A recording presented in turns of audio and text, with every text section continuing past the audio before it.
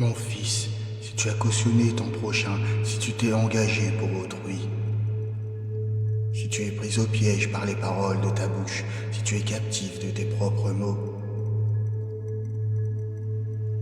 fais donc ceci, mon fils. Libère-toi puisque tu es tombé au pouvoir de ton prochain. Va, prosterne-toi et implore avec insistance. Ne donne ni sommeil à tes yeux, ni repos à tes paupières. Dégage-toi comme la gazelle de la main du chasseur, comme l'oiseau de la main de l'oiseleur. Va vers la fourmi paresseux, observe ses voies et deviens sage. Elle n'a ni chef, ni surveillant, ni maître. Elle prépare en été sa nourriture, elle amasse pendant la moisson de quoi manger. Paresseux, jusqu'à quand seras-tu couché? Quand te lèveras-tu de ton sommeil? Un peu de sommeil, un peu d'assoupissement, un peu croiser les mains pour dormir. Et la pauvreté te surprendra comme un rôdeur, et la disette comme un brigand. L'homme pervers, l'homme inique, marche avec des paroles trompeuses. Il cligne des yeux, parle avec les pieds, fait des signes avec les doigts. La perversité habite son cœur, il médite sans cesse le mal, il sème la discorde.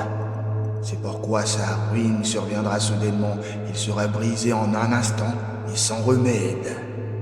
Il y a 6 choses que Yahweh déteste, et même 7 qu'il en abomination. Les yeux hautains, la langue monteuse, les mains qui versent le sang innocent, le cœur qui trame des projets iniques, les pieds qui se précipitent pour faire le mal, le faux témoin qui profère des mensonges et celui qui sème la discorde parmi les frères. Mon fils, garde les préceptes de ton père et ne rejette pas l'enseignement de ta mère.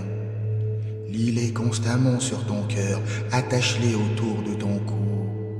Ils te guideront dans ta marche, ils te garderont durant ton sommeil, ils te parleront à ton réveil.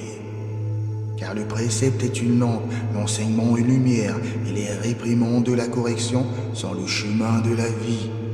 Ils te préserveront de la femme corrompue, des paroles flatteuses de l'étrangère. Ne convoite pas sa beauté dans ton cœur et ne te laisse pas séduire par ses regards. Car la prostituée réduit l'homme à un morceau de pain et la femme adultère chasse une vie précieuse. Quelqu'un peut-il mettre du feu dans son sein sans que ses vêtements s'enflamment? Quelqu'un peut-il marcher sur des charbons ardents sans que ses pieds ne soient brûlés? Il en est de même pour celui qui va vers la femme de son prochain. Quiconque la touche ne restera pas impuni. On ne méprise pas le voleur qui dérobe pour apaiser son appétit lorsqu'il a faim. Si on le trouve, il devra rembourser 7 fois. Il donnera tous les biens de sa maison. Mais celui qui commet l'adultère avec une femme manque de jugement. Quiconque fait cela ruine son âme. Il n'aura que plaie et ignominie, et son opprobre ne s'effacera jamais.